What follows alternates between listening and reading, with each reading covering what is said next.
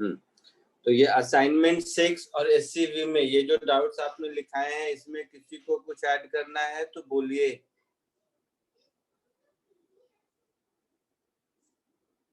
नहीं ऐड करना है, चलो। तो असाइनमेंट 6 क्वेश्चन नंबर 6 से स्टार्ट करते हैं।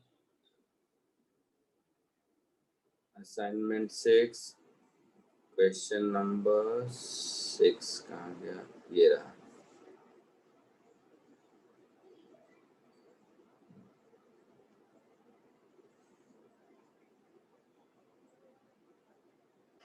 A triangular wire frame, each of side 2 meter, is placed in the region of time variant magnetic field having dV by dt ऐसा कुछ। The magnitude of field is perpendicular to the plane। अच्छा पहले तो यहाँ पे डाल लो तो वहीं पे पढ़ने लगा।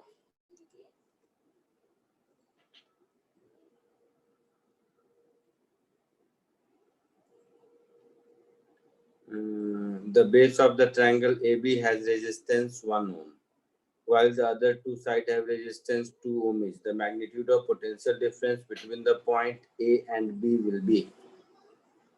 किसी से सॉल्व हुआ ये?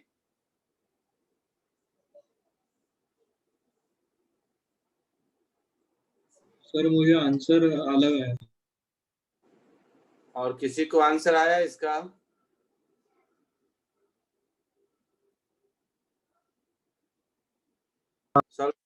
सॉल्व किया गणेश?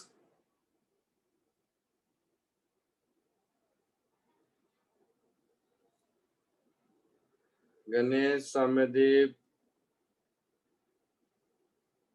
सम्यक सुन रहा है? सॉल्व किया किसी ने?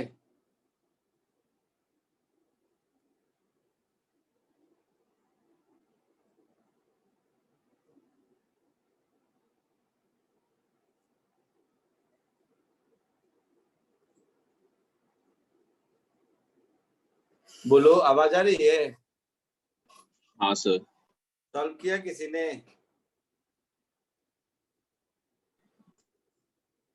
सर मुझे 0.6 आ रहा था, आंसर 0.4 दिया। नहीं, किसी को आंसर मैच हुआ, मैं ये पूछ रहा हूँ। नहीं। फ्लक्स फाई क्या होगा? B इंटू ए होगा। यस। तो B into area A. Area इसका कितना होगा? सर √3। हाँ सर, √3 आएगा।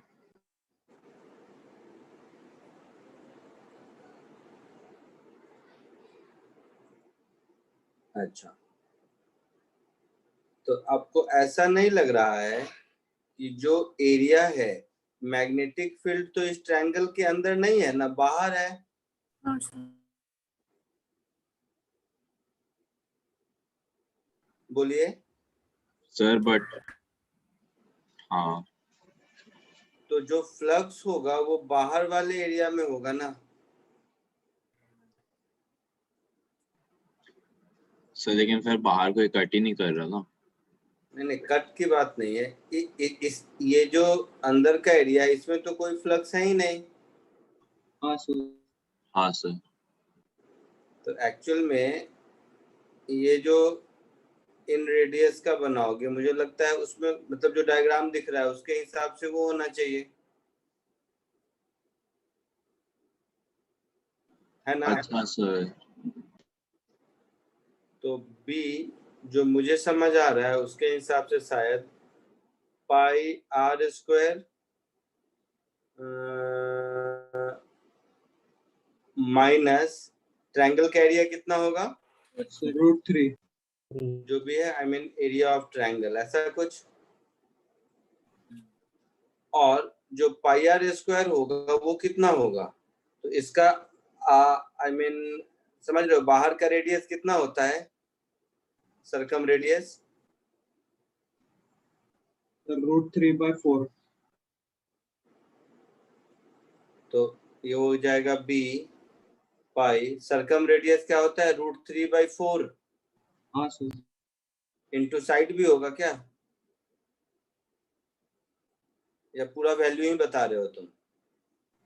सर नहीं, सरकम रेडियस है। अच्छा, सर माइनस तो a/√3 होता है ना सर? और वही तो मैं पूछा, रुको मैं कर ही देता हूँ, मुझे लगा तुम लोग रेडीमेड कर लोगे तो मैं कर ही देता हूँ।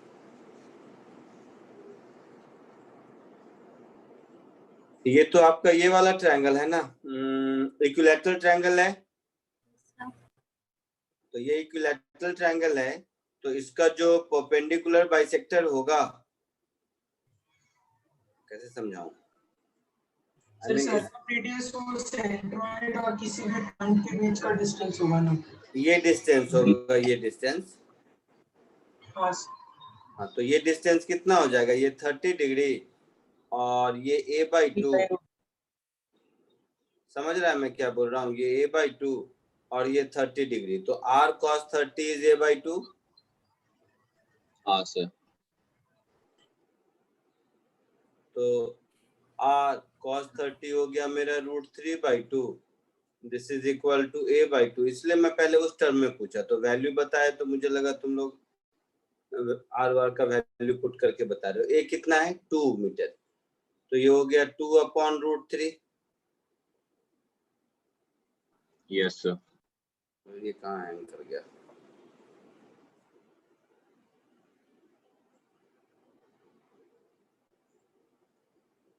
एक मिनट, वो नोटबुक हैंग कर गया।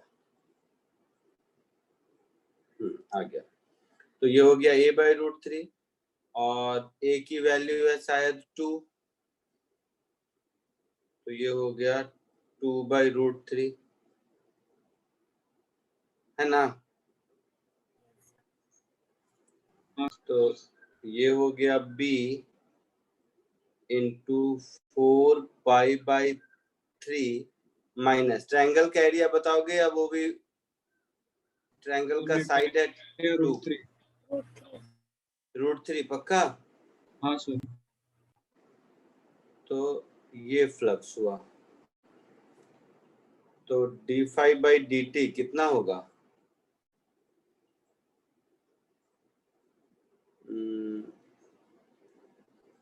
4π/3 माइनस √3 इंटू dB/dt, तो dB/dt √3 दिया है, तो ये हो गया 4π/√3 माइनस 3, ऐसा कुछ, √3 से मल्टीप्लाई होने के बाद। तो इस केस में मेरा इंड्यूस्ड ईएमएफ होगा 4π माइनस 3√3 डिवाइडेड बाय √3, ऐसा कुछ। यस। तो करंट कितना हो जाएगा? किसके बीच में पूछा है? सर ए और बी। ए और बी के बीच में। ए कहाँ है? यहाँ। ए यहाँ है और बी यहाँ है। अच्छा,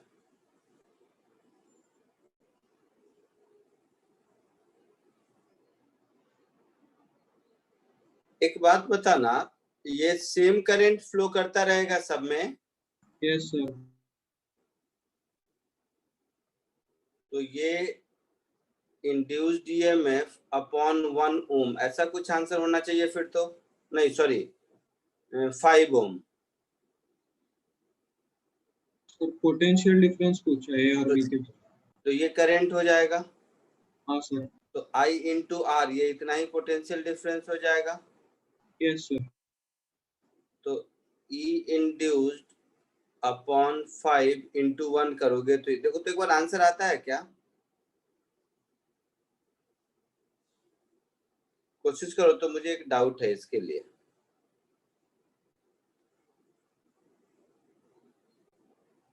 तो 4π माइनस 3√3 अपॉन 5√3,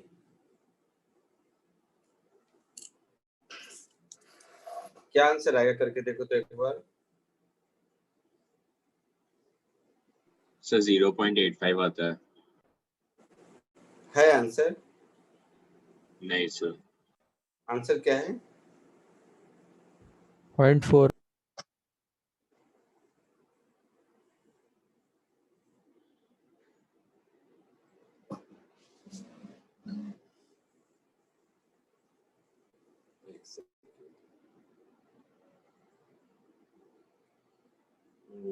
कैलकुलेटर।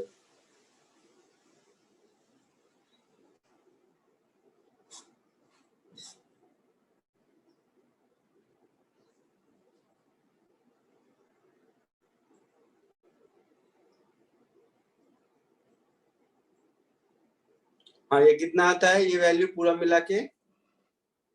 सर 0.85। 0.85 आता है। अच्छा, और दिया कितना है आंसर? 0.4। 0.4।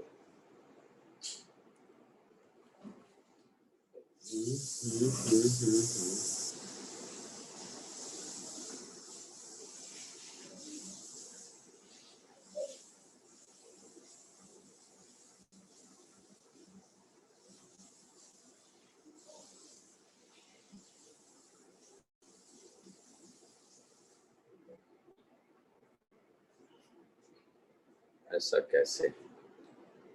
एक सेकंड मुझे टाइम दो, मैं बताता हूँ। किसी ने करके देखो कि मुझे ध्यान है ये आंसर इसका सही है, गलत नहीं है। थोड़ा सा एक डाउट है, किसी ने किया है घर में इसको करके देखा है?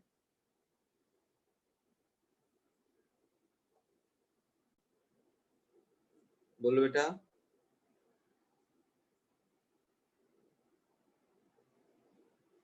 सर मैंने किया था पर आंसर आया था आंसर? क्या नहीं बोल रहे सर, हो? आंसर मुझे 0.6 आ रहा है। सर वो ट्रायंगुलर लूप ही है ना जो, तो सर आंसर 0.4 दिया है। सर जो हम phi is equal to b a लिखेंगे और d phi by dt करेंगे, उसमें एरिया ट्रायंगल का होना चाहिए ना कि सर्कल माइनस ट्रायंगल। नहीं, सर्कल माने ट्रायंगल, क्योंकि मुझे जो दिखा ना डायग्राम में बेटा, मैं क्यों ऐसा किया, डायग्राम में देखो तो सर्कल के अंदर फील्ड नहीं है। डायग्राम में एक बार तो सर्कल के बाहर फील्ड दिख रहा है ना। हाँ सर, डायग्राम में वैसा लग रहा है, बट सर क्वेश्चन के लैंग्वेज के हिसाब से ऐसा लग रहा है कि हर जगह है फील्ड।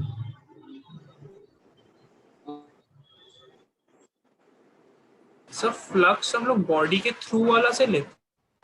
हाँ सर, अंदर ट्रायंगल के अंदर वाला एरिया का लेंगे फ्लक्स, ना कि वो बाहर वाला। हाँ, अरे बात में तुम्हारा तुम लोग जो कह रहे हो ना समझ में रहा हूँ, बट मुझे क्या डायग्राम में उसके अंदर फील्ड खाली दिख रहा है, डॉट क्रॉस कुछ दिख नहीं रहा है, समझ रहे हो?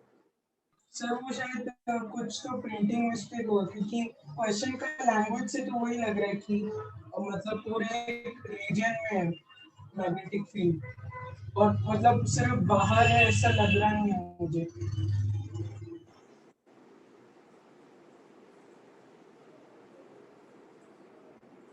बुकलेट सॉल्व किया है तुम लोगों ने?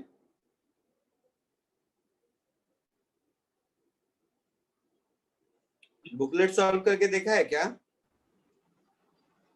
सर पूरा नहीं हुआ है। बुकलेट में भी सेम क्वेश्चन है, मुझे नंबर नहीं आता इसके लिए मैं पूछ रहा हूँ।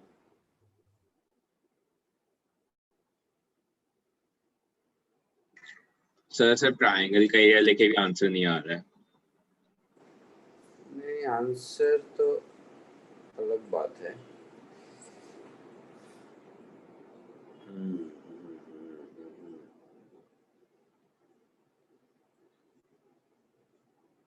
नहीं, इसमें एक एक्चुअल में एक कॉन्सेप्ट है, तुम समझ नहीं रहे हो, मैं कुछ और कहना चाह रहा हूँ। एक कॉन्सेप्ट है इसमें, एक कॉन्सेप्ट है इसमें। A triangular wire frame each of side 2 meter is placed in a region of time variant magnetic field having dB by dt this much. अच्छा, the magnetic field is perpendicular to the plane of triangle. Question के language में तो लग रहा है कि पूरे इसमें है मैग्नेटिक फील्ड। हाँ सर, बट डायग्राम में ऐसा नहीं लग रहा है।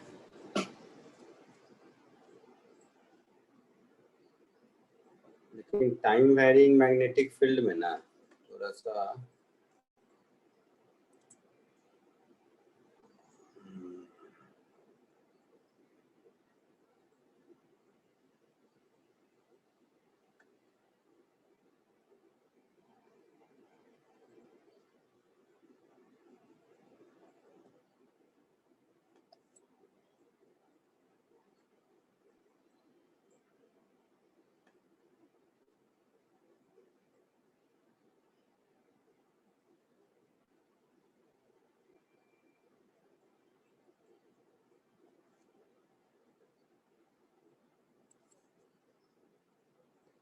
इसमें एक कॉन्सेप्ट है एक्चुअल में। सुनो, मैं जो कह रहा हूँ जरा ध्यान से देखना सब। वो सही कह रहे हो, अंदर है। सब लोग सुनो, एक चीज सिखाना है मुझे, इसके थ्रू एक छोटा सा कॉन्सेप्ट भी समझोगे। सुनो, या वो रहने दो, वो ट्रायंगल वाला काम नहीं देगा। एक चीज सीखो, सीखना ये है इसमें कि ये कोई मोशनल ईएमएफ तो है नहीं। मैंने पिछली क्लास में एक बात कही थी आप लोगों को कि दो बातें होती है। अगर कंडक्टर मूव करता है फिर तो कंडक्टर में जो इंड्यूस्ड ईएमएफ होगा वो कंडक्टर की प्रॉपर्टी वो सब है। सब लोग सुनना ध्यान से। मैं इसलिए रुक गया, मुझे पता है कि इसमें एक छोटा सा कॉन्सेप्ट है जो हम लोग मिस कर रहे हैं। सब देखिए भाई, और ये क्वेश्चन बुकलेट में भी है, और ये question time varying magnetic field समझने के लिए बहुत अच्छा क्वेश्चन है। इधर देखो सब, इसमें अगर हम आंसर, ठीक है आंसर आएगा नहीं आएगा वो बाद में देखेंगे।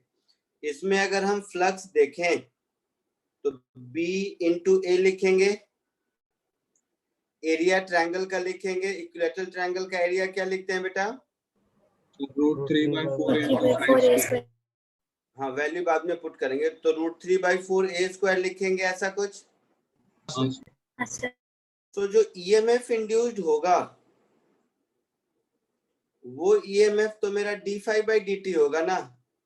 हाँ तो ये जो d∅/dt होगा, सब समझना ध्यान से, सब लोग ध्यान से सुनेगा। बहुत ही कॉन्सेप्चुअली बहुत ही बढ़िया क्वेश्चन है, मैंने इसलिए डबल स्टार दिया। सब लोग सुनो, जो d∅/dt होगा वो हो गया मेरा √3/4a² इंटू dB/dt। वैल्यू मैं बाद में पुट कर देता हूँ, dB/dt का √3 पुट करता हूँ तो ये हो गया, अच्छा 3a²/4।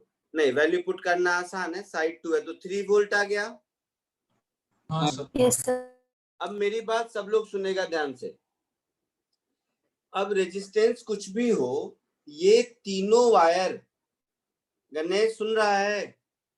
हाँ ये जो ट्रायंगल का तीनों साइड है सेम मेटल का है।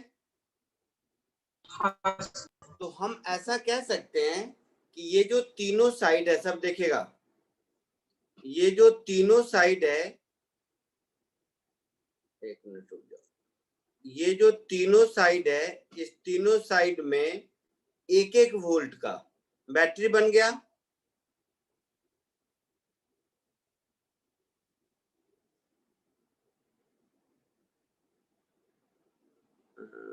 ऐसे, ये बात समझ रहे हो? सर 1 वोल्ट का कैसे? ये तीनों वायर मिला के 3 वोल्ट का इंड्यूस्ड ईएमएफ आया ना। हाँ सर। तो तीनों का लेंथ सब कुछ इक्वल है। हाँ सर। तो ये 1 वोल्ट की बैटरी हो गई, ये 1 वोल्ट की बैटरी हो गई, ये 1 वोल्ट की बैटरी हो गई। करंट पर अभी आते हैं, बट ऐसा हो गया। हाँ सर।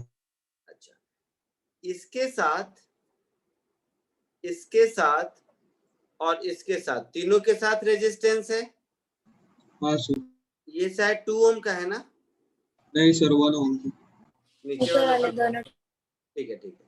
तो ये 1 ओम है, ऊपर वाला दोनों 2 ओम। तो ये 2 ओम है, ये 2 ओम है।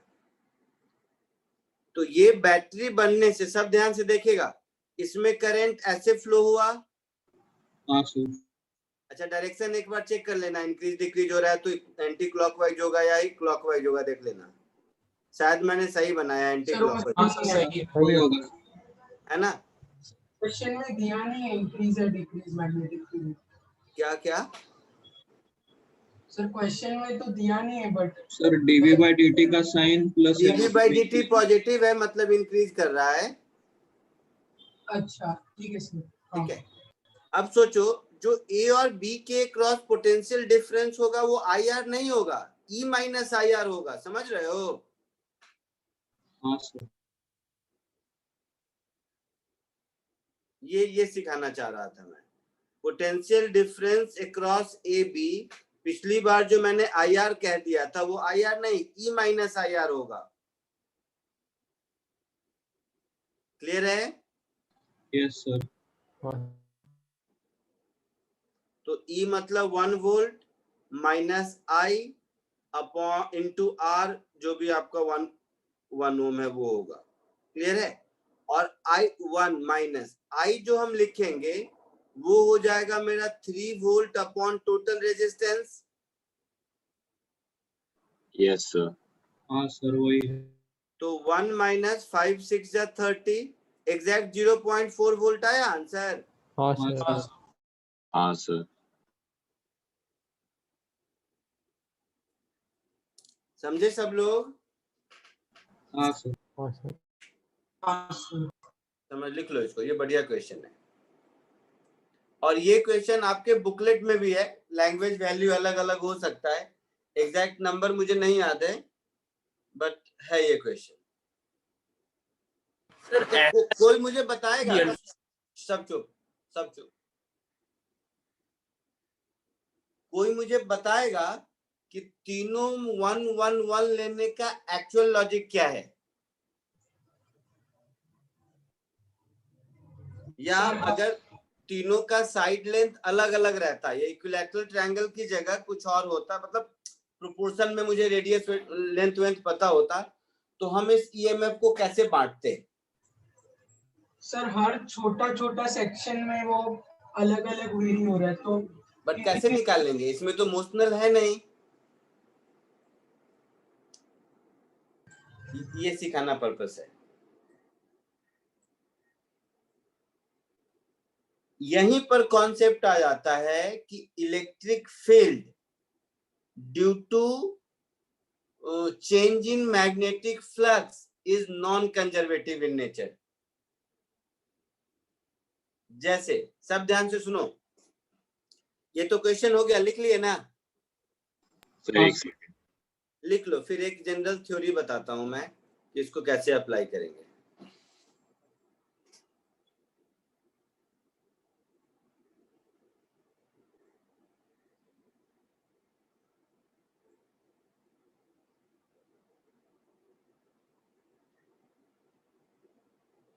हाँ सर हो गया। अच्छा, अब मैं जो कह रहा हूं जरा ध्यान से सुनो। मान लो मैंने रैंडम सा कोई ट्रायंगल बना दिया, कुछ भी ऐसा, साइड लेंथ कुछ भी, आई मीन इसका लेंथ L है, इसका मान लो 12 होता, इसका 12 होता, ऐसा कुछ, और सेम क्वेश्चन होता। तो अब हम क्या करते पता है? ये जो इलेक्ट्रिक फील्ड क्रिएट हुआ है, electric field into length potential difference होगा, हाँ सर। है ना? तो इन तीनों केस में तीनों वायर का लेंथ इक्वल था, तो तीनों के इक्विवेलेंट इंड्यूस्ड ईएमएफ इक्वल हो गया। हाँ सर। नहीं तो लेंथ के प्रोपोर्शनल होता, समझ गए? टोटल ईएमएफ तो हम ऐसे ही निकालते, जैसे इसमें निकाला है 3 volt rate of change in flux से, लेकिन ये total EMF in 3 rod 4 rod 5 rod, पता नहीं जैसा भी क्लोज सर्किट हो, तो उसके हर साइड में कैसे निकालेंगे? तो जो उसका लेंथ होगा उसके प्रोपोर्शनल होगा। समझे? हाँ सर। समझा गणेश? क्योंकि जो इंड्यूस्ड इलेक्ट्रिक फील्ड है E, तो E into length of metal, यही उसके दोनों एंड के क्रॉस इंड्यूस्ड ईएमएफ होगा ना? हाँ सर।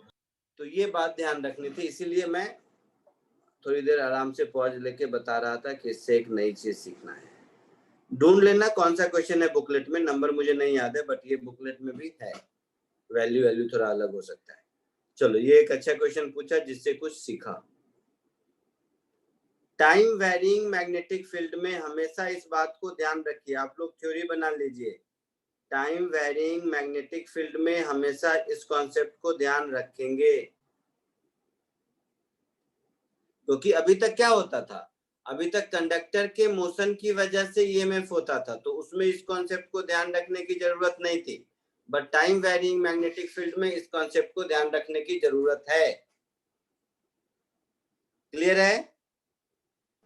हाँ सर। Next question number 8।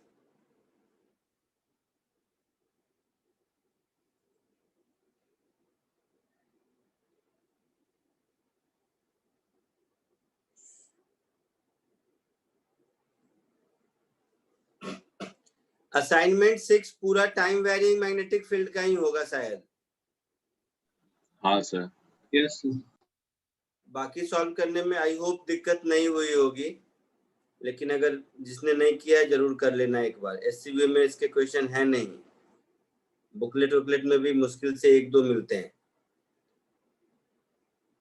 क्या था? अ चार्ज रिंग, मास इतना, चार्ज इतना, रेडियस इतना, placed on a smooth horizontal surface, a magnetic field varying with time at the rate this is applied on the ring in a direction normal to find the angular speed attained in time 10 second, ऐसा कुछ। ये तो easy है, तो इसमें तो current से काम चल जाएगा, इंडिविजुअल पूछा नहीं है इसलिए दिक्कत नहीं होगा। तो ये क्यों नहीं हुआ बेटा?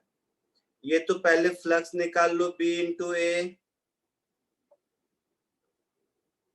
तो ईएमएफ इंड्यूस निकाल लोगे का मैग्नीट्यूड, ये हो जाएगा dB by dt into A, value मैं लास्ट में पुट कर दूंगा, हो जाएगा। तो फिर करंट मुझे मिल जाएगा कितना, तो dB by dt into area upon resistance, resistance कुछ दिया होगा, है ना। टोटल रेडियस आर इसलिए नहीं होगी, रेडियस है, रेजिस्टेंस दिया है। नहीं सर।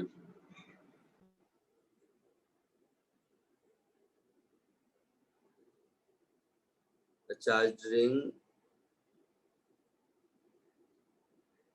मास 50 ग्राम, अच्छा चार्ज 2 कूलम दिया है ना, ठीक है एक मिनट हो जाएगा, मैं पूरा नहीं पढ़ा।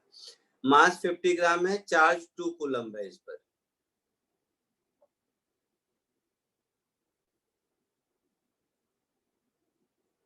ठीक है, वो आ जाएगा। तो ये रेजिस्टेंस, तो मैं इसको ऐसे लिख देता हूँ,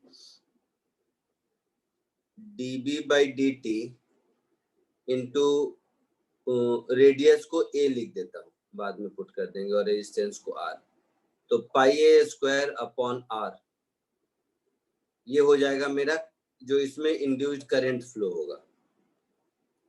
अब इंड्यूस्ड करंट अगर फ्लो हो गया तो ये एक मैग्नेटिक फील्ड में रखा है, और ये कांस्टेंट आएगा ना, क्योंकि टाइम dB बाई dt करेंगे, dB बाई dt कांस्टेंट आ रहा है ना 0.2। हाँ सर।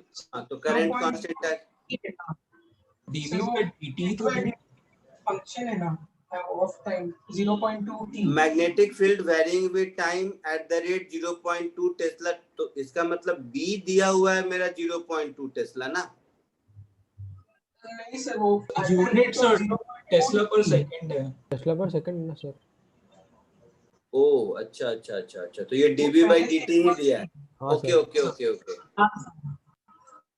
ओके, तो ये dB बाई dt ही दिया है, ठीक है एक सेकंड, फिर तो ये dB बाई dt ही दिया हुआ है मुझे, तो ये करंट टाइम का फंक्शन मिल जाएगा, मुझे मिल गया। इनफैक्ट वैल्यू लिख ही देते हैं, पाई रेडियस a स्क्वायर हो गया 4, dB बाई dt मेरा हो गया 0.2 इंटू t अपॉन रेजिस्टेंस को कुछ r लिख देते हैं, बाद में देखेंगे कैंसिल होगा तो होगा। ये हो गया मेरा करंट हो गया टाइम का फंक्शन। तो करंट टाइम का फंक्शन हो गया, तो इस पर टॉर्क कितना लगेगा, आईडीएल क्रॉस बी। टॉर्क होता है ना आईडीएल क्रॉस बी, हाँ सर। या म्यू। टॉर्क को एनआई ले लेंगे हम। क्या बोल रहे हो? Torque M cross B. हाँ एम क्रॉस बी, तो एम को क्या लिखेंगे, एन आई ए लिखेंगे। हाँ तो सर। N1 हो गया आई, और एरिया की जगह पाई ए स्क्वायर, है ना, NIAB ऐसा लिखेंगे। हाँ सर। तो टॉर्क अगर ऐसा हो गया तो torque divided by I alpha हो जाएगा, और टाइम के साथ इंटीग्रेट करके, बट आर तो आना चाहिए, आर क्यों नहीं है, आर कहाँ से बच रहा है? तो एक और मेथड है इसके लिए। एक सेकेंड और रुक जाओ, रेजिस्टेंस तो मुझे यूज हो ही रहा है।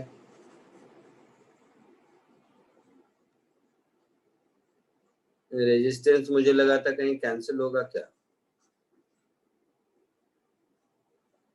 एक सेकेंड, रेजिस्टेंस कैंसिल नहीं हुआ। अगर मैं इंड्यूस्ड ईएमएफ से करूं, एक सेकेंड रुक जाना, अगर मैं इसको इंड्यूस्ड ईएमएफ से करूं तो पोटेंशियल डिफरेंस मुझे मिल गया, उसमें रेजिस्टेंस की जरूरत नहीं पड़ेगी। तो वो potential difference into charge current मिल गया। चार्ज तो दिया हुआ है ना, यस सर। तो पोटेंशियल डिफरेंस इनटू चार्ज करेंगे तो नहीं, करंट थोड़ा ना होगा वो, नहीं।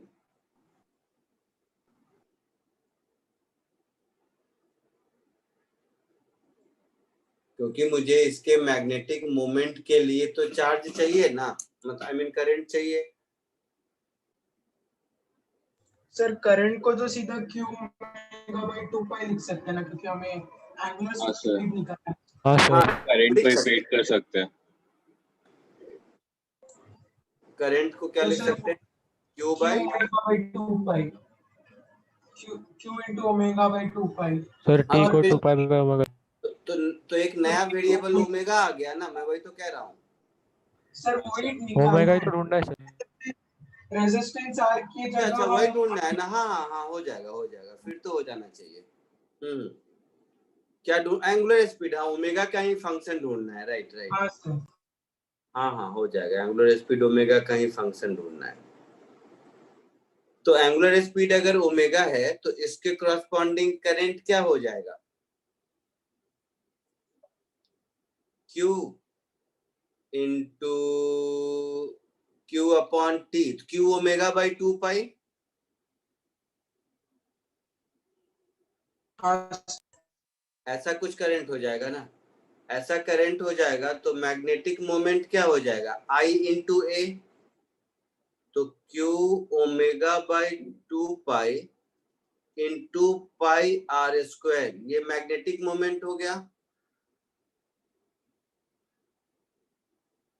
और जो टॉर्क है वो हो जाएगा B इंटू एम, है ना, म्यू क्रॉस बी। तो उसके प्लेन के परपेंडिकुलर है, तो B इंटू एम हो गया। तो B इंटू एम अपॉन इसका हम MR स्क्वायर, तो ये अल्फा मिल गया, है ना, हो गया ये अल्फा मिल गया मुझे। ये समझ रहे हो कैसे torque upon moment of inertia है। हाँ हाँ सर। तो ये अल्फा हो गया, और अल्फा को हम D omega by d T लिख सकते हैं। तो D omega by d T मेरा हो जाएगा बी, यहाँ पर एम, यहाँ पर आर स्क्वायर, और एम में मेरा हो गया क्यू ओमेगा बाई 2 पाई, और फिर ये हो गया पाई आर स्क्वायर, ऐसा। तो पाई पाई आर स्क्वायर गया, तो ये हो गया B into Q into omega upon 2m is D omega by d T. अब बी टी का फंक्शन है,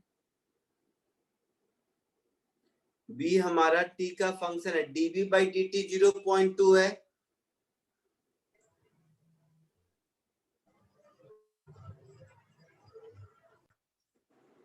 dB बाई डी टी ये मेरा 0.2 t है, तो B मेरा हो जाएगा T square by 10। Sir but उसमें इनिशियल मैग्नेटिक फील्ड भी दिया होना चाहिए ना, इनिशियली कितना है? आइडियली दिया होना चाहिए, लेकिन अगर नहीं है, मान लो अगर होता तो इनिशियल स्पीड भी कुछ होता ना, और t इक्वल टू 0 पर, t इक्वल टू 0 पर अगर 0 नहीं होगा, अच्छा देख लेते हैं वो कोई हाँ सर वो मान लेंगे, 0 मान लेंगे, देखेंगे जैसा है उसके बाद देखेंगे। तो इस b को यहाँ सब्स्टिट्यूट कर दीजिए, तो ये मेरा हो गया डी ओमेगा अपॉन ओमेगा, इधर हो गया Q बाई 2m, और b की जगह लिख देंगे टी स्क्वायर बाई 10 dt, इसको इंटीग्रेट कर देंगे 0 से 10 सेकेंड तक, है ना।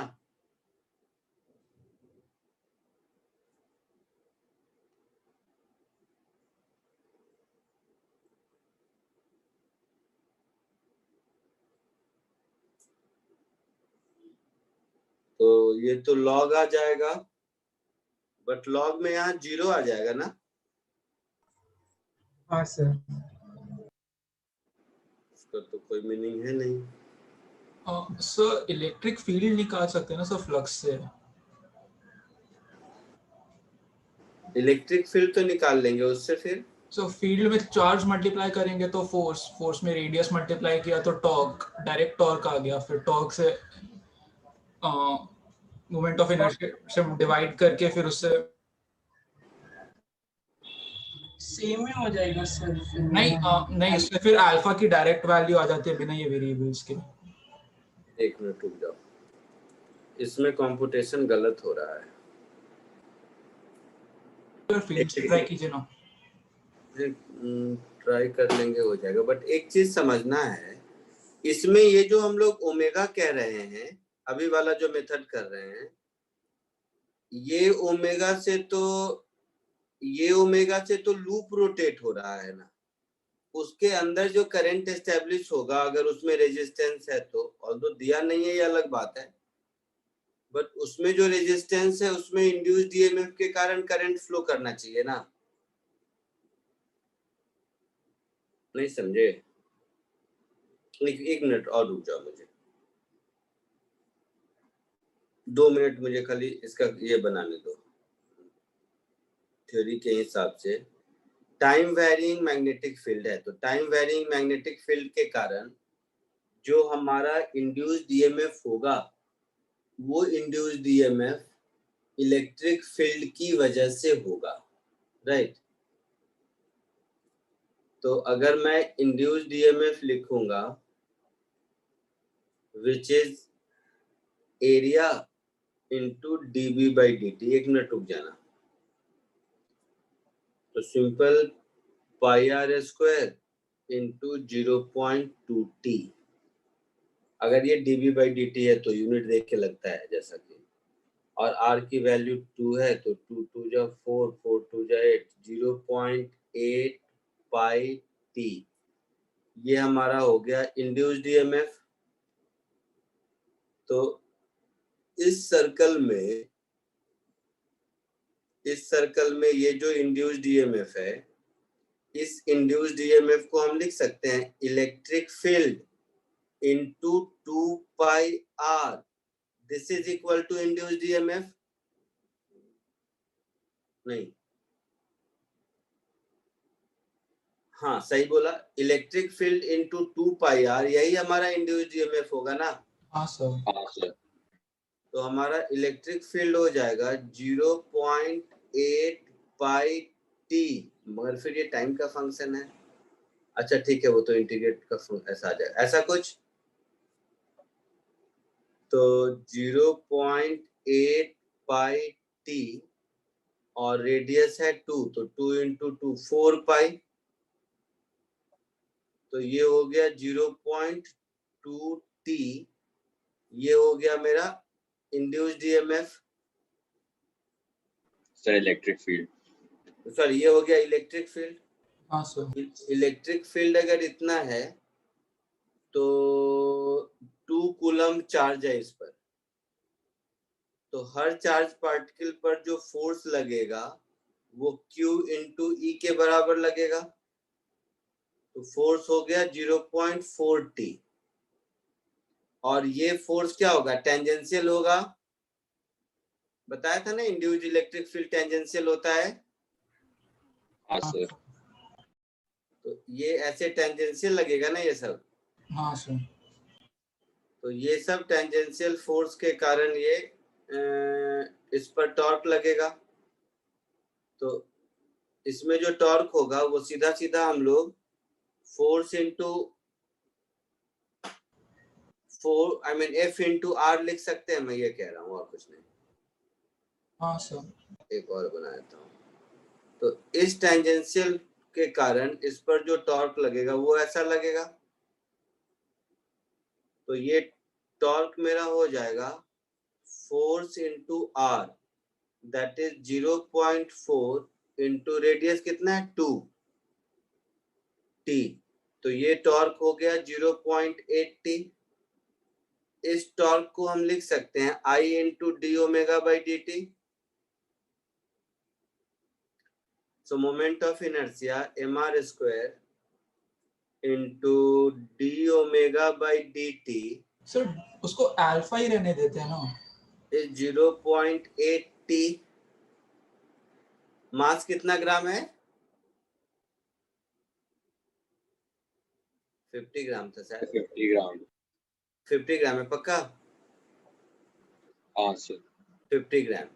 तो मास को मैं लिख देता हूँ 50 इंटू 10⁻³ और रेडियस 2 का स्क्वायर 4, और ये हो गया D omega by d T, और ये हो गया 0.8 इंटू टी। तो 50 इंटू 4 कितना हुआ सर 200। 200 और आई मीन 0.2 हो गया, तो D omega by d T 40 हो गया सीधा सीधा। Yes sir.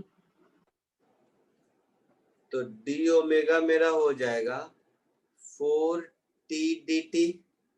अब इंटीग्रेट कर दो 0 से 10 सेकेंड तक,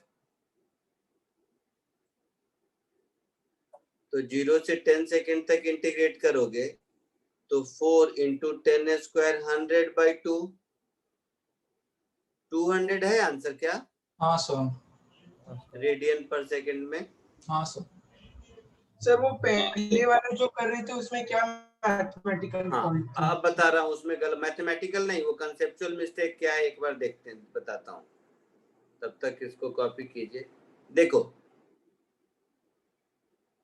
हम लोग क्या कर रहे थे, हम लोग टॉर्क निकाल रहे थे किसके लिए, कि अगर कोई करंट कैरिंग कंडक्टर किसी मैग्नेटिक फील्ड में है ना, बोलो M क्रॉस B क्या है, जब कोई करंट कैरिंग लूप किसी मैग्नेटिक फील्ड में है। हाँ सर। अच्छा, तो इसका एरिया वेक्टर, ये जो लूप है इस लूप का एरिया वेक्टर और मैग्नेटिक फील्ड वेक्टर तो सेम लाइन में है या अपोजिट है। अच्छा 0 ही है टॉर्क। तो इसके खुद के करंट के कारण टॉर्क 0 है, टॉर्क तो इस इलेक्ट्रिक फील्ड के फोर्स के कारण है। हाँ सर समझा। समझ आया। हाँ सर समझ गया। उस टॉर्क के कारण आई मीन करंट के कारण तो टॉर्क 0 है। क्लियर है। Yes sir. Yes sir. Copy कर लीजिए। असाइनमेंट 6 हो गया। हाँ सर। चलिए अब सीवीट खोलता हूँ, तब तक तुम लोग कॉपी करो, मैं चैप्टर खोल के रखता हूँ उसका वॉल्यूम 2 में।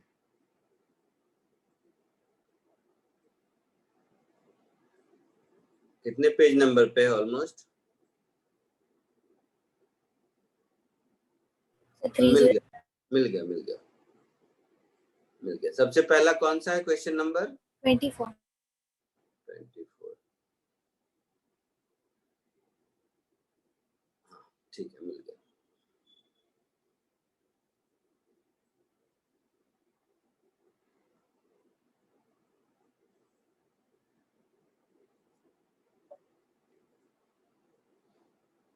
हो गया, आगे बढ़ूं?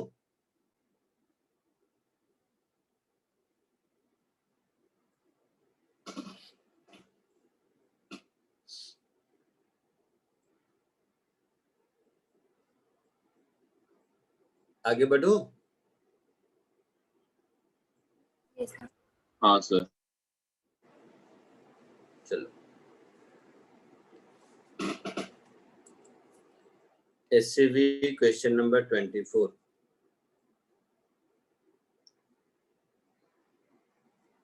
अच्छा, इसमें नीचे भी थोड़ा सा है।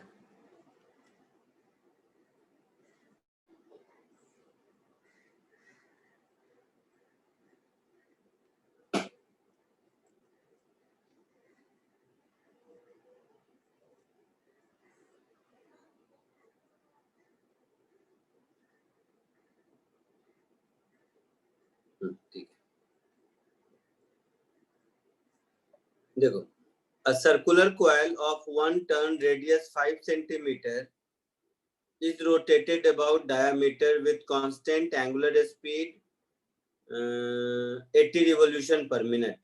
A uniform magnetic field B इतना exists in the direction perpendicular to the axis of rotation. Perpendicular to the axis of rotation, ठीक है। Find maximum EMF induced, average EMF induced over a long period, and average of square of EMF induced over a long period, ठीक है। तो इसमें कौन तीनों बताना है या कौन सा हो गया है? कुछ तो एबीसी बोल रही थी शुरू में। फर्स्ट ए बताना है, ठीक है।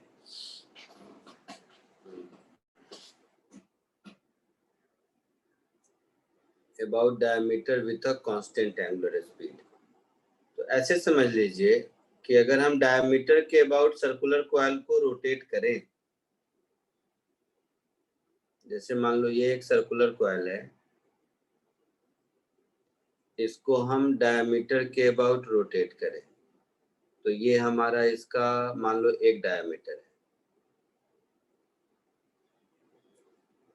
तो और मैग्नेटिक फील्ड बोला है परपेंडिकुलर टू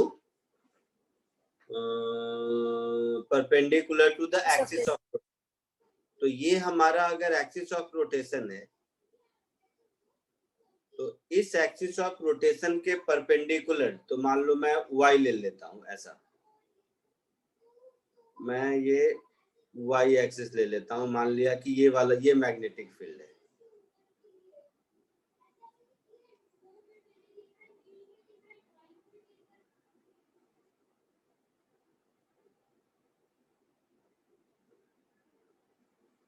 ये मान लो मैग्नेटिक फील्ड है। तो अभी इस मोमेंट पर जैसा अभी आपको दिख रहा है, इस मोमेंट पर फ्लक्स कितना होगा?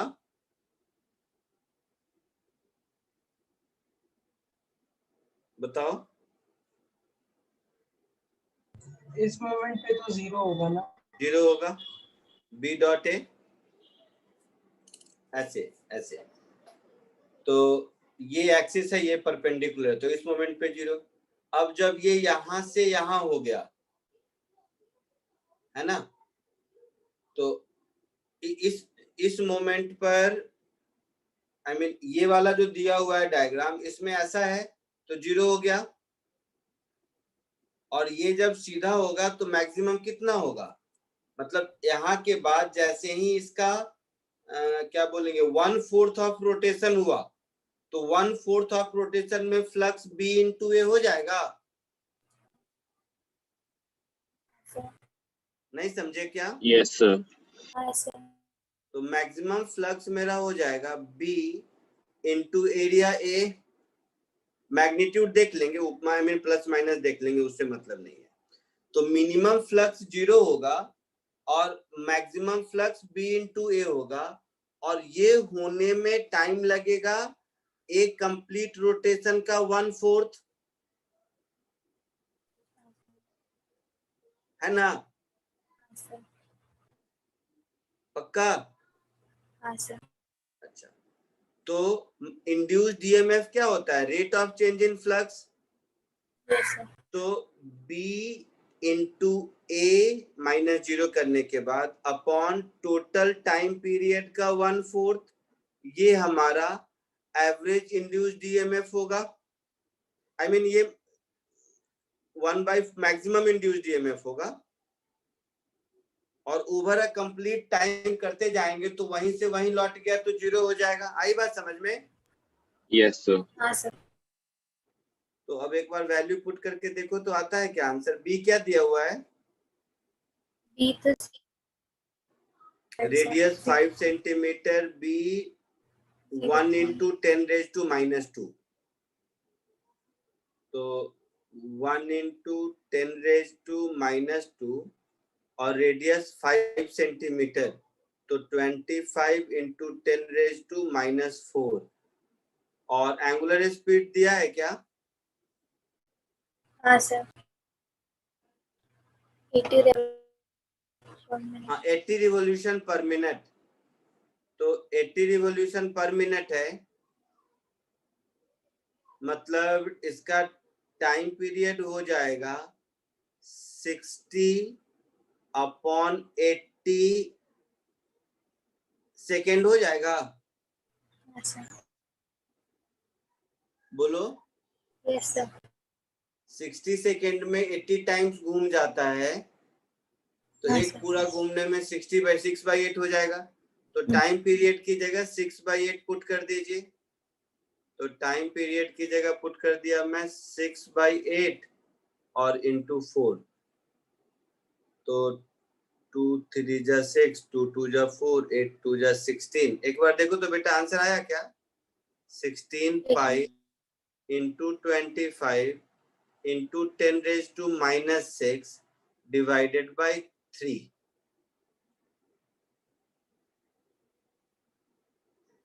कैलकुलेशन देखो, कहीं कुछ गलत होगा तो पता नहीं, वैसे इतना वोल्ट आना चाहिए शायद।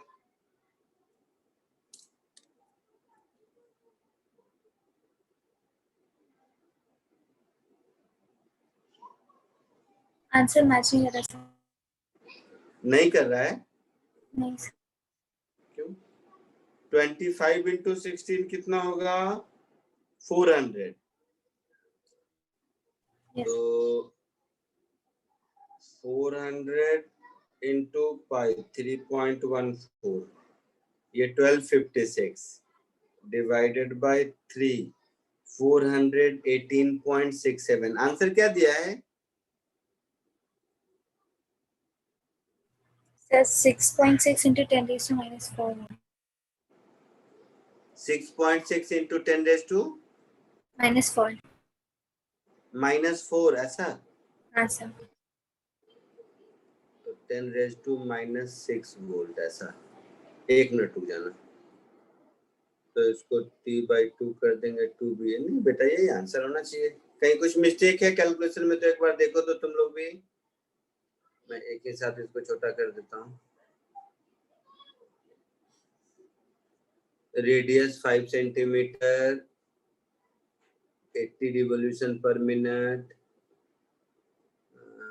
0.01 टेस्ला, वो डेटा भी सही लिया मैंने। रेडियस है तो एरिया πr² ही होगा।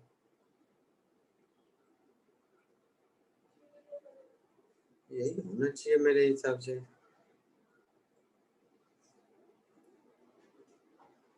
एक बार कैलकुलेशन चेक करना सब लोग, कहीं मैंने कुछ गलत किया है तो पता चल जाएगा।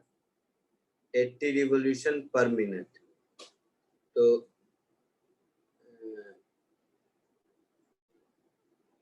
80 टाइम्स घूमता है 60 सेकेंड में, तो एक बार घूमेगा 60/8 is 6/8, 3/4. ये भी सही किया।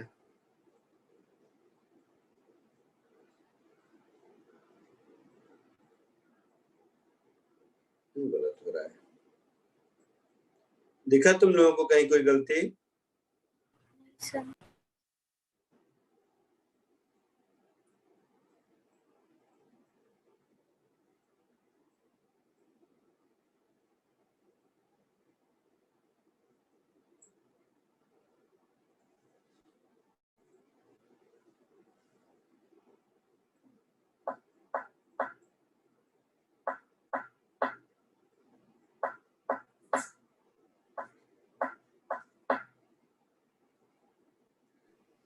सर हाँ सर ओमेगा का टर्म भी लेना पड़ेगा ना, मतलब रोटेट कर रहा है ना, तो cos हाँ। थीटा चेंज होता रहेगा, तो नहीं, 5x चेंज हो जाएगा, तो मुझे EMF तो में भी एवरेज शायद। वैल्यू निकालना है ना। मुझे इंस्टेंटेनियस वैल्यू निकालना होगा तब ओमेगा की वैल्यू लेंगे ना, एवरेज वैल्यू निकालना है शायद। नहीं मैक्सिमम समझे? हाँ सर। एवरेज, इसका एवरेज वैल्यू मैक्सिमम कितना हो सकता है, यही शायद मतलब है ना। देखो बड़ा करने दो।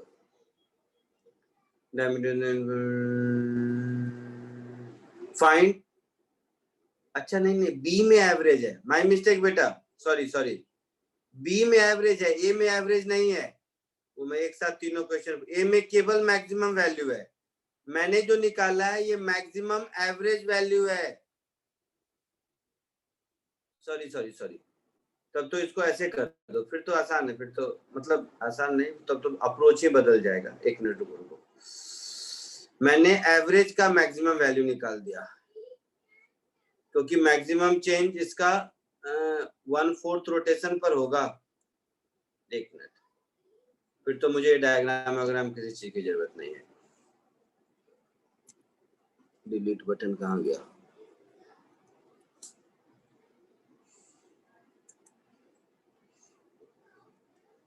एक मिनट रुक गया।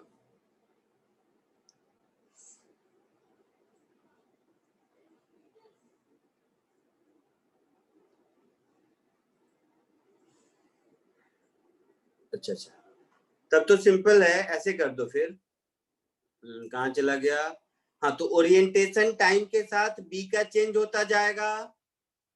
तो जो मेरा फ्लक्स होता है बी डॉट ए, इसका मतलब है B A cos theta, and this theta will keep on changing with time. तो जो d5/dt होगा ये हो जाएगा बी ए कॉस का डिफरेंशियल माइनस साइन और थीटा का d theta by d t. तो मेरा induced EMF as a function of time आ गया minus B A omega sine theta, है ना। तो ये इंस्टेंटेनियस वैल्यू का मैक्सिमम हुआ, मैं एवरेज का मैक्सिमम निकालने लगा था। तो ये टाइम का फंक्शन ऐसा, थीटा को ओमेगा टी लिख देंगे, तो ये टाइम का फंक्शन ऐसा होगा। तो ई इंड्यूस्ड मैक्सिमम कब होगा? बी ए ओमेगा सब कांस्टेंट है, जब साइन थीटा मैक्सिमम 1 होगा। तो बी है आपका 10⁻², ए है पाई आर स्क्वायर, तो पाई इंटू 25 सेंटीमीटर का 10⁻⁻4 स्क्वायर करने के बाद, और अब ये एवरेज नहीं एंगुलर स्पीड निकालेंगे।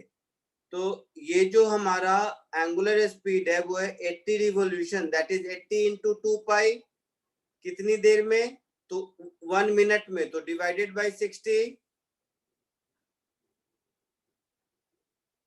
सो 8 पाई बाई 3 रेडियन पर सेकेंड, ऐसा।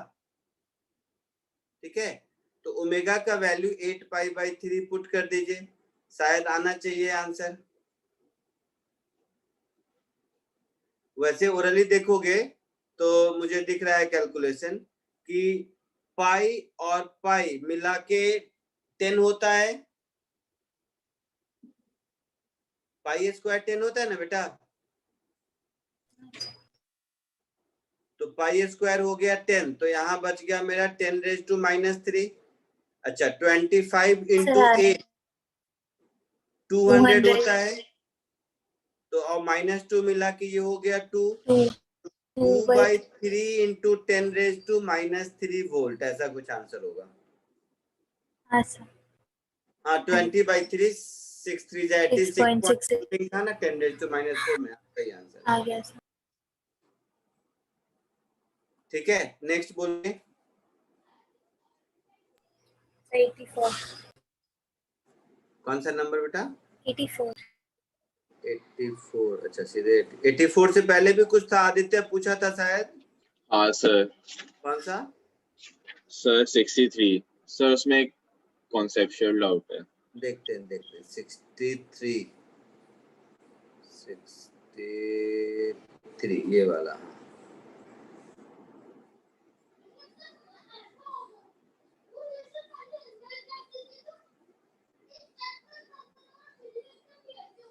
आगे बढ़े, ऊपर करो इसको। हाँ सर।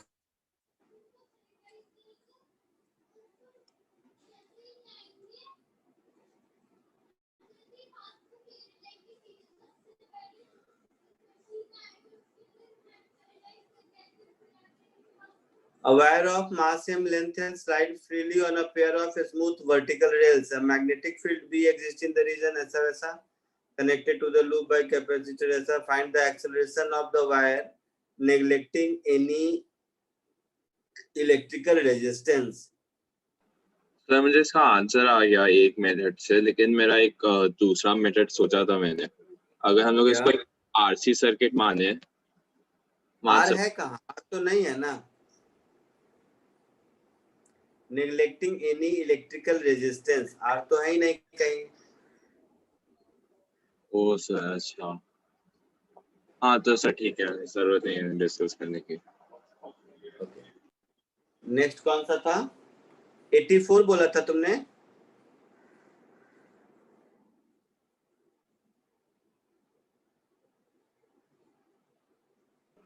सर अगर इसमें आर होता तो हम लोग आरसी सर्किट मान के प्रोसीड कर सकते थे। हम मानते, क्या होता ही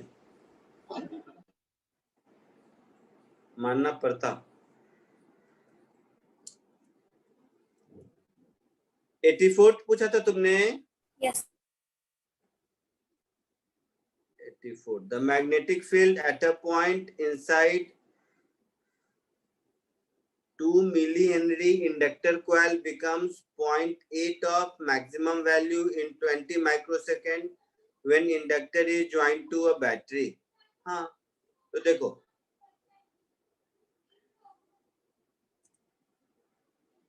मैग्नेटिक फील्ड इनसाइड क्या होता है? म्यू नॉट एन आई होता है ना। हाँ तो सर। मैग्नेटिक फील्ड अगर 80% हो जाएगा, मतलब करंट भी 80% हो जाएगा। हाँ सर। तो आई भी मेरा हो जाएगा 0.8 आई नॉट। तो एलआर सर्किट में आई का इक्वेशन क्या होता है? I is equal to I naught into 1 minus E raise to minus R T upon L, ऐसा होता है। Yes sir. तो टाइम दिया हुआ है 20 माइक्रोसेकेंड सर। मुझे लगता है, और एल भी दिया हुआ है।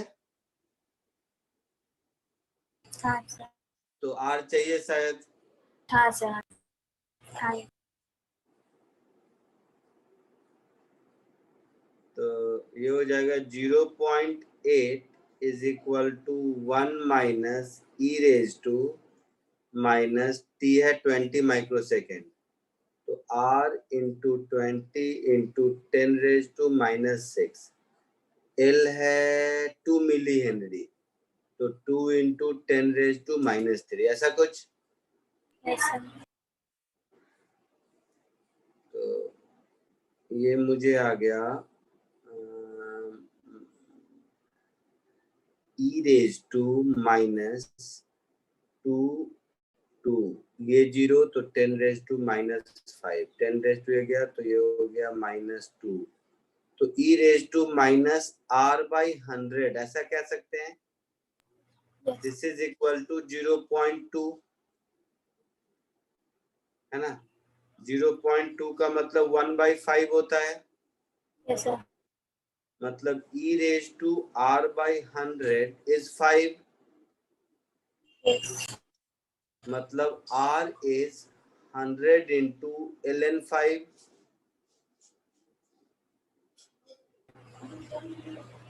है ना। हाँ, ln 5 देखो, ln 5 कितना होता है देखो तो आता है आंसर क्या।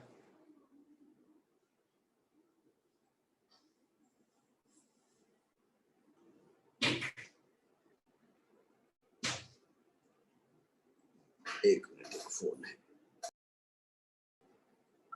हाँ बेटा, आया आंसर? जिसने पूछा था आया आंसर? हाँ सर, हाँ आया। नेक्स्ट बोलिए, नेक्स्ट नंबर 86 कौन का सा? डी।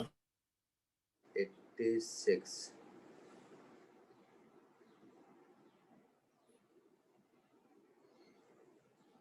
एक मिनट,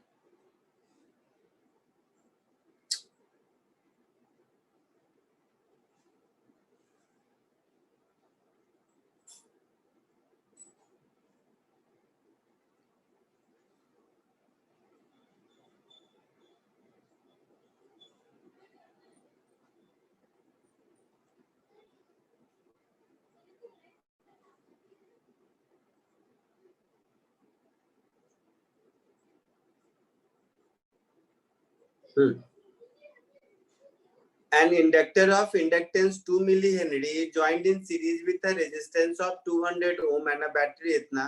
अच्छा, तो ये सिंपल एलआर सर्किट है, ये रेजिस्टेंस है, ये इंडक्टेंस है, और इसके साथ ये बैटरी है, ये स्विच है, ऐसा कुछ।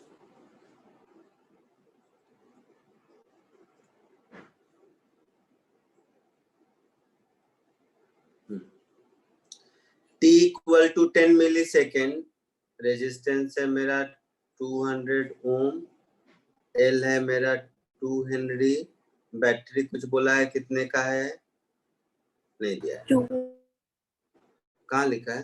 हाँ 2 वोल्ट, तो 2 वोल्ट की बैटरी है। स्विच क्लोज किया t इज इक्वल टू 0 पर, मेरे से पूछा है t is equal to 10 milli second पर, कुछ तो पूछा है। तो d, the rate by which energy is being stored in magnetic field, यही कह रहा है ना। Yes sir. तो देखो, एनर्जी स्टोर्ड को हम हाफ LI² लिख सकते हैं। हाँ सर। नहीं, बोलो। हाँ सर। हाँ, ये रहा ना कार्ड।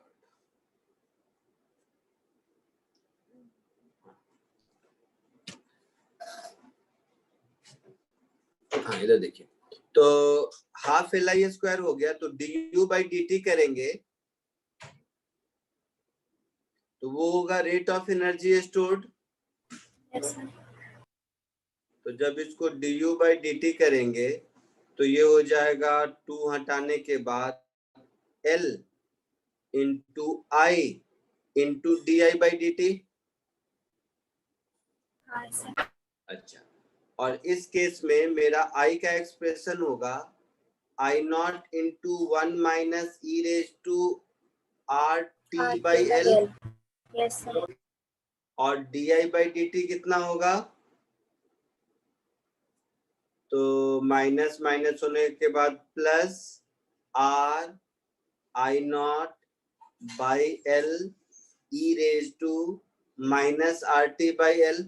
तो इन दोनों को यहाँ मल्टीप्लाई कर देना है, तो L I की जगह लिख देंगे I0 into 1 minus e raise to minus RT/L, और di/dt की जगह R into I0 upon L e raise to minus RT/L। ठीक है, शायद मुझे लगता है पार्ट ए और पार्ट बी में ये दोनों इंडिविजुअली भी निकाल चुके हो शायद, तो केवल आपको मल्टीप्लाई ही करना होगा, और नहीं तो दोबारा से वैल्यू पुट कर लेंगे, इसमें क्या है। जैसे पार्ट ए में करंट इन द सर्किट, मतलब आई निकाल चुके हैं आप, हाँ सर। समझे? यस सर, तो हो जाएगा सर। ये जो टर्म है आई, ये आप पार्ट ए में निकाल चुके हैं। बी में power delivered by the battery, और सी में पावर डिसिपेटेड। ठीक है, हो जाएगा, जो भी है वैल्यू पुट कर देना।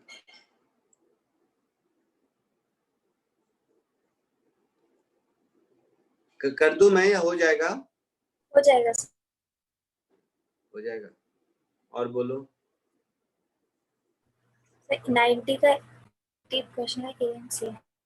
एक सेकेंड में टिक कर लूं। तो इधर 24 हो गया, 84 हो गया, 86 हो गया, 63 हो गया। अब 90, 91, 97।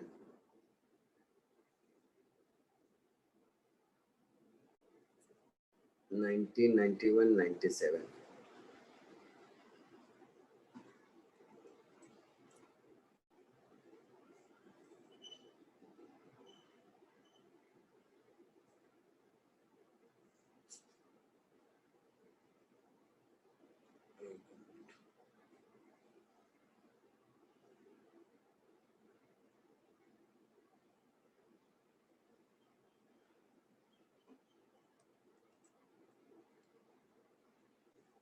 ये रहा 90।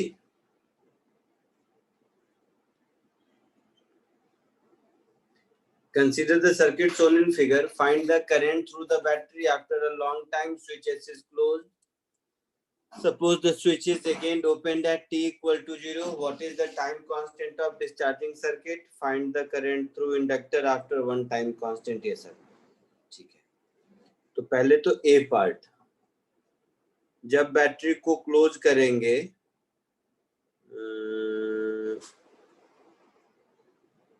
Find the current through the battery. ठीक है, तो ऐसे कीजिए, सर्किट को क्लोज किया, तो सर्किट को क्लोज करेंगे।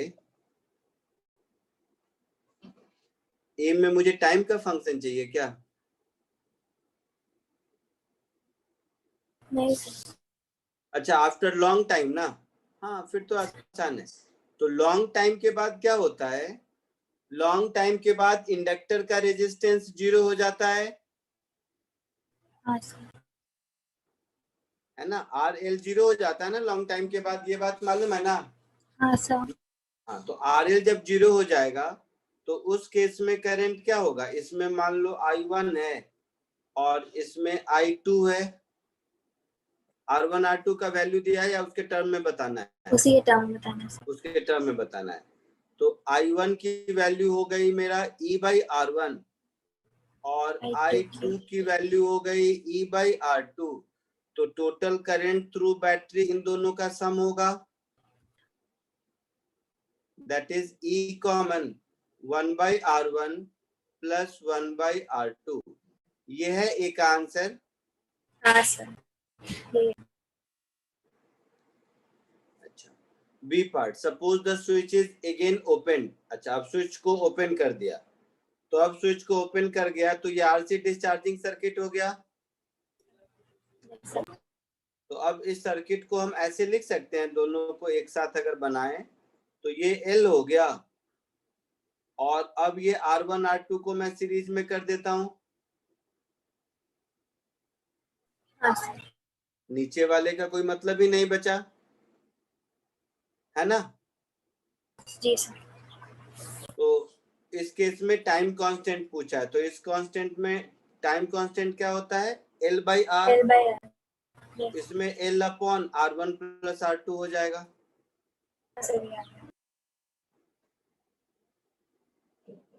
Find the current through inductor after one time constant.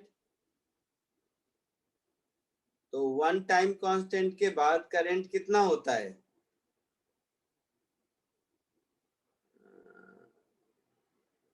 One time constant के बाद करंट होता है हमारा I is equal to I0 into 1 minus 1/E, यही होता है।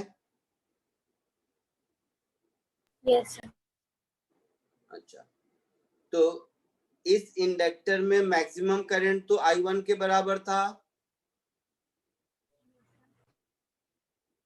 था ना, हाँ सर। आई नॉट की वैल्यू I1 के बराबर हो जाएगी, that is E/R1 into 1 - 1/E। ऐसा कुछ है आंसर? सी का एक बार चेक करो तो, मुझे डाउट हो रहा है, पता नहीं, क्योंकि नहीं तो पूरा शुरू से इंटीग्रेट करके करेंगे। नहीं सही है, नहीं, यही है आंसर? नहीं सर। E by R का टर्म पहले में आंसर है E/R1E, मतलब EMF अपॉन हाँ R1। नहीं, सॉरी, मैं गलती कर गया। ये डिस्चार्जिंग सर्किट है ना, तो डिस्चार्जिंग सर्किट का इक्वेशन होता है I = I0 into E raise to ऐसा। हाँ मैं सर। चार्जिंग का इक्वेशन लिख दिया था, I = I0 into E raise to -RT/L, ये इक्वेशन होता है। तो वन टाइम कांस्टेंट के बाद ये I0 अपॉन E हो E जाएगा, हो जाए। और हाँ, I0 की वैल्यू I1 के बराबर हो जाएगी, yes sir. That is E/R1, और ये स्मॉल e। ऐसा है आंसर? Yes sir. वो मैंने चार्जिंग वाला फॉर्मूला लिख दिया था।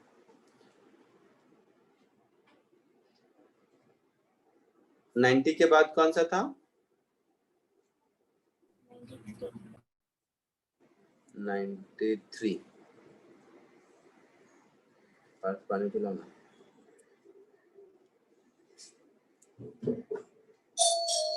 गेट खोल दो।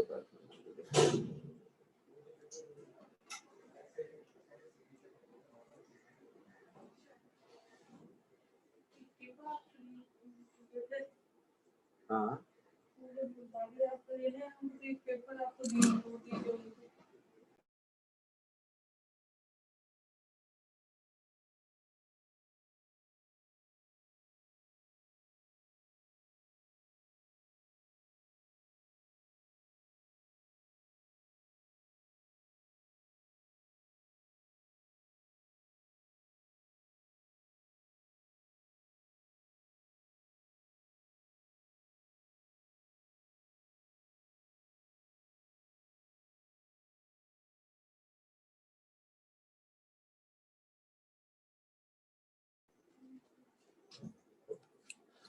ठीक है। Question number 93।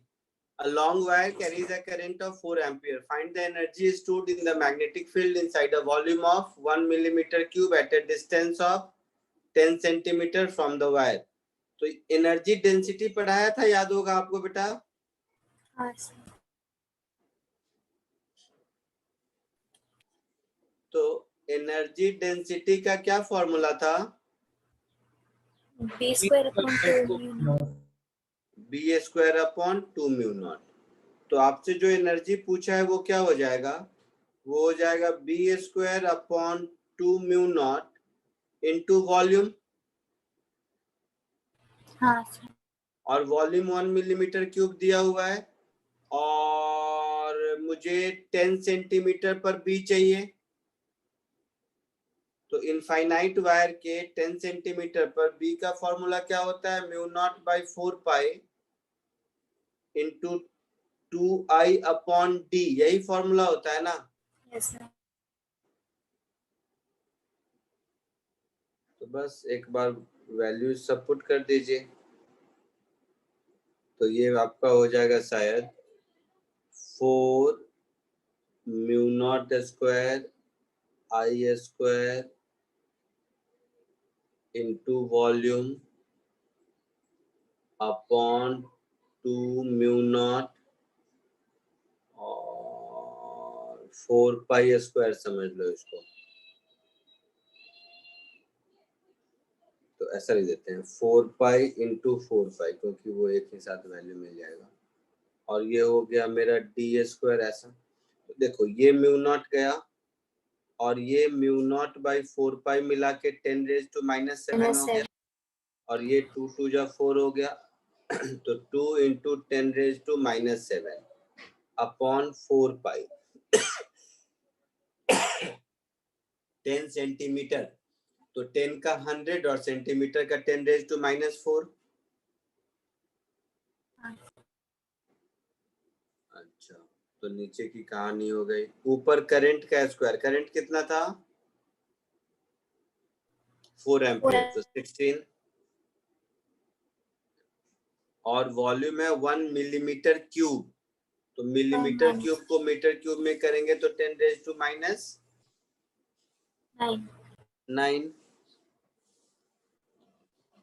तो देख कर लो, यही सब कुछ आंसर होगा, क्या बताऊं मैं। तो ये हो गया -2, इधर गया तो -7, तो ये हो गया 2/4 पाई, 2 नहीं 32/4 पाई 10⁻⁻14 जूल, ऐसा है क्या?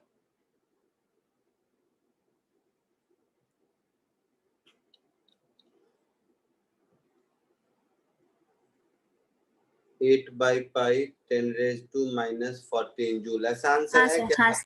हाँ सर। लिख लीजिए।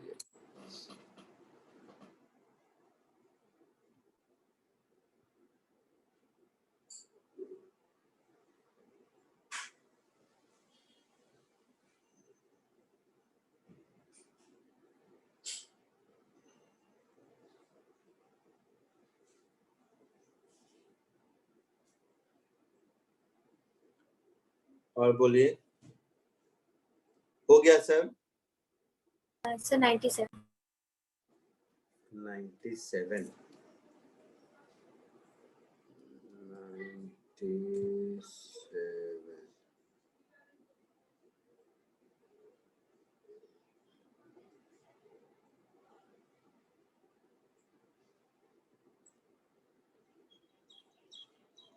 सर हमने दो सोलेनॉइड्स के बीच का म्यूचुअल इंडक्टेंस पढ़ा है। हाँ बताया ना, L1 कैसे ज्वाइंट है उस पर डिपेंड करता है।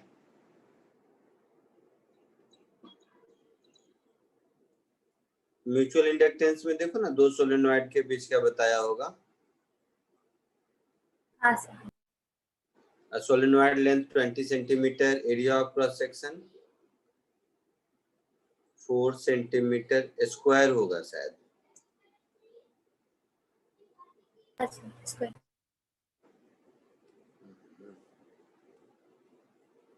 यहाँ पर 4 सेंटीमीटर स्क्वायर।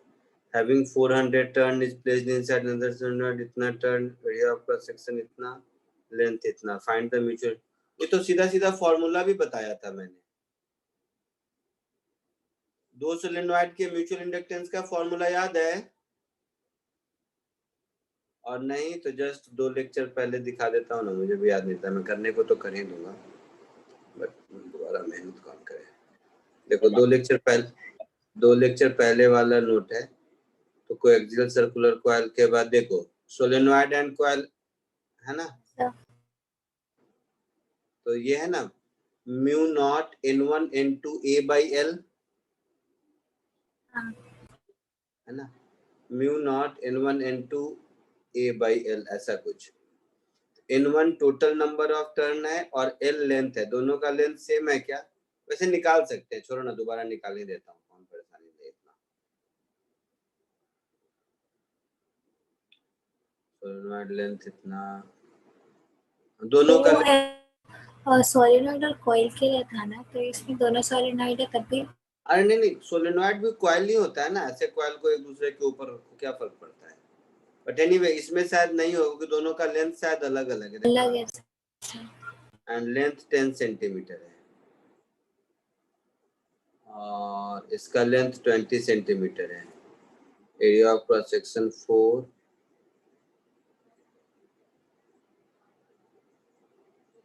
इनसाइड, तो जिसका लेंथ छोटा है उसके अंदर बड़ा वाला लेंथ है। हाँ फिर तो केवल छोटे वाले का लेंथ होगा, फिर तो कोई दिक्कत ही नहीं है। देखो कैसे, ऐसे समझो, ये एक कॉइल है, इस कॉइल का लेंथ है 10 सेंटीमीटर, ठीक है, और वो घुमा घुमा के बनाऊंगा तो समझ नहीं आएगा। और इसका एरिया ऑफ क्रॉस सेक्शन है शायद 8 सेंटीमीटर। इसके अंदर एक छोटे क्रॉस सेक्शन का लेकिन इससे बड़ा कॉइल रखा हुआ है, ये है ना। तो इसका लेंथ है 20 सेंटीमीटर,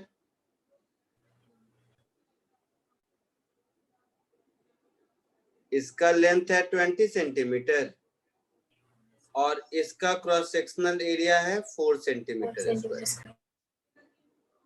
तो मुझे कोई फर्क नहीं पड़ता, मुझे तो ये कॉमन एरिया से मतलब है ना म्यूचुअल में। तो दोनों के लिए वो कॉमन एरिया पुट करके देखो, देखो आ जाता है। 1 मिनट, एक फोन आया, मैं कर। Hello hello. हाँ सॉरी, वो एक फोन था, वो नहीं आ रहा। इसमें नहीं आ रहा है। कैसे नहीं आ रहा है मैं बता रहा हूँ। इसमें क्या करना है अपने को, एक तो एरिया जो दोनों का कॉमन है वो लेना है।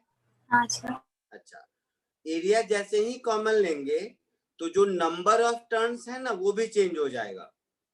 जैसे बाहर जो छोटे वाले में नंबर ऑफ टर्न्स है, जिसका एरिया 8 सेंटीमीटर स्क्वायर है, उसमें 2000 है ना। तो इसमें N1 मेरा हो गया 2000, लेकिन N2 जो होगा ये N2 4000 है ओवर अ लेंथ 20 सेंटीमीटर। तो ओवर अ लेंथ 10 सेंटीमीटर, तो ये भी 2000 ही हो जाएगा ना। हाँ सर। तो N1 N2 10,000 पुट कर दीजिए, लेंथ 10 सेंटीमीटर पुट कर दीजिए। आंसर देखिए आता है क्या।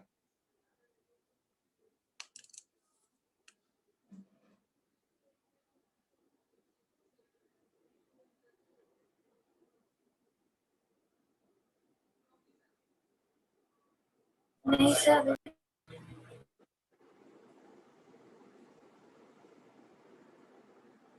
Area of cross section 4 centimetre square. हाँ, दोनों का जो कॉमन है आपका,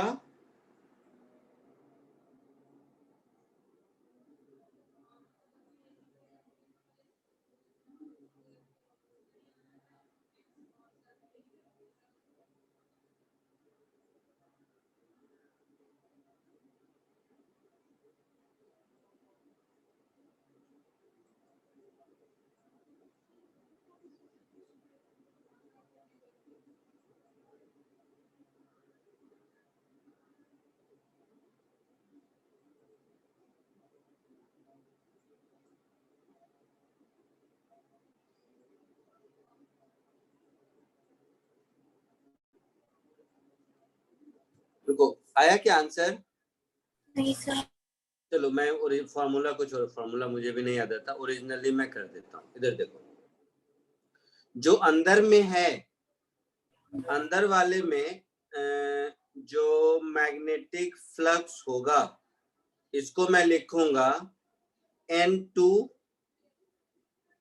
total number of turns into जो मैग्नेटिक फ्लक्स लिखूंगा ना। तो हाँ, ये एक लूप का हुआ। उसके बाद B इंटू अंदर वाले को 2 कहते हैं, तो A2, तो B इंटू A2 एक टर्न का फ्लक्स इंटू N2, ये हुआ टोटल फ्लक्स। और B किसका होगा, पहले वाले का होगा। तो पहले वाले के लिए mu naught small n1 I1 ऐसा होगा इंटू A2। यहां तक कोई दिक्कत, यहां तक कोई दिक्कत किसी को नहीं। तो N2 और म्यू नॉट N1 को लिखेंगे capital N1 upon L1 10 centimetre into A2 into I1 ऐसा।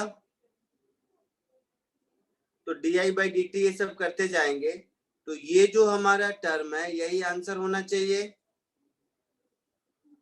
वैल्यू पुट कर दीजिए। N2 अंदर वाला 2000 mu naught 4 pi into 10⁻⁻⁷ capital N1 2000, नहीं अंदर वाला 4000 है शायद। तो वो फुल 20 सेंटीमीटर पे तो 4000। तो 10 सेंटीमीटर वाला सेक्शन लिया तो 2000 N1 2000 और L1 1 बाहर वाले का है 10 सेंटीमीटर, तो 10 into 10 raised to -2 और A2 अंदर वाले का 8 सेंटीमीटर स्क्वायर, तो 8 into 10 raised to -4। एक बार वैल्यूज देख लीजिए, तो इसको इधर कर देते हैं।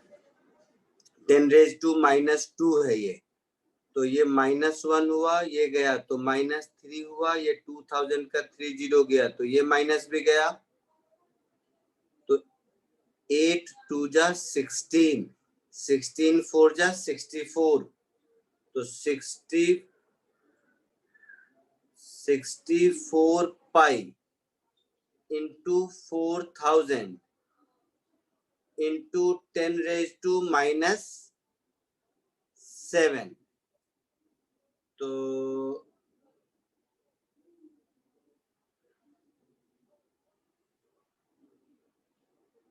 256 पाई into 10 raised to -4, ऐसा कुछ है आंसर?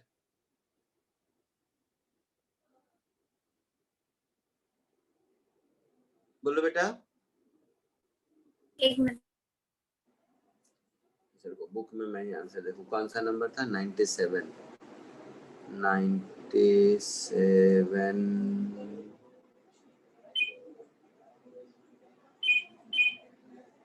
मेरे स्कैन्ड कॉपी में आंसर भी ऐसा दिखता है। नहीं सर, क्या आंसर है बताइए तो मुझे। 2 into 10 का पावर -2। 2 into 10 का पावर -2 ऐसा आंसर है, देख लेते हैं। तो 256 into पाई कितना होगा? 803। 804। 804 into 10 raised to -4, तो हम लोगों को आ रहा है 8.04 into 10 raised to -2 आ रहा है, ऐसा? हाँ सर।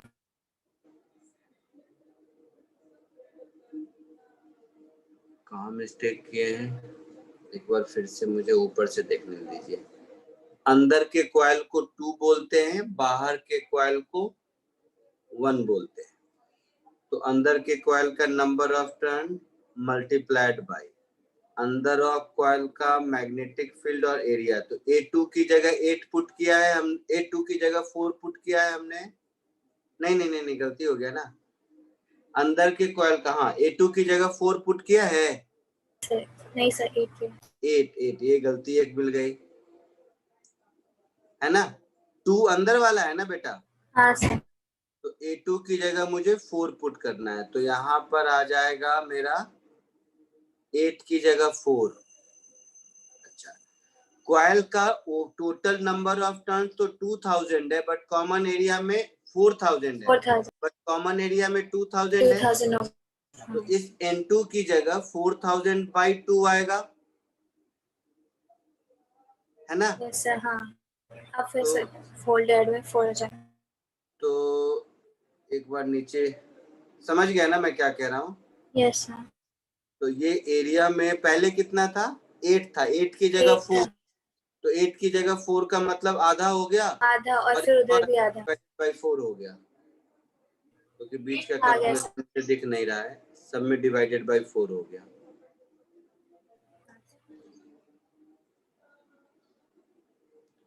तो ये मेरा आ गया 2.01 into 10 raised to -2। क्लियर है? Yes sir. ठीक है, चलो एससीबी भी खत्म। अब बोलो, नेक्स्ट क्लास में बुकलेट डिस्कस करोगे सर, और मैग्नेटिज्म। अच्छा, इसका मैग्नेटिज्म भी बाकी है, तो मैग्नेटिज्म में क्या डिस्कस करना है? असाइनमेंट बुकलेट क्या, मुझे याद नहीं है, इसके लिए पूछ रहा हूँ। सर सब कुछ। सर सब कुछ। अरे सब कुछ समझ गया, अगली क्लास में क्या करेंगे ये बता दो मुझे, और कुछ नहीं। तो बट आधों का मैग्नेटिज्म हो गया है, तो उनका अलग आधे में किसका हुआ है? सर बैच 2 ग्रुप का हो गया, एक का नहीं हुआ है। हम लोग का परमानेंट मैग्नेट्स का थ्योरी नहीं हुआ, तो हम लोग का परमानेंट मैग्नेट की थ्योरी का न्यूमेरिकल से लेना नहीं है, असाइनमेंट एक भी नहीं है उसका। मैं असाइनमेंट और एक्सरसाइज डिस्कस करने की बात कर रहा हूँ।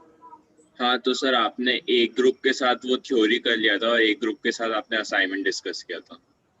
तो तुम्हारा थियरी बाकी है अभी भी। सर अगला क्लास अलग कर दो फिर। नहीं नहीं, तो अलग नहीं करूंगा, तो ऐसा करता हूँ, अगले अगले क्लास एसी पढ़ा दूंगा, कॉमन चीज अभी, उसके बाद दोनों को अलग कर दूंगा जिसके भी प्रॉब्लम बचे हैं, ठीक है। Yes. अगले क्लास ईएमआई की कंटिन्यूएशन में ही है, अल्टरनेटिंग करंट करा दूंगा, हार्डली 2 to 3 लेक्चर में खत्म हो जाएगा थ्योरी, 3 लेक्चर पकड़ लो, थ्योरी डिस्कशन सब लेके। तो अल्टरनेटिंग करंट खत्म करने के बाद दोनों बैच का जो भी डिस्कशन अलग अलग जैसा है वो कर देंगे, ठीक है।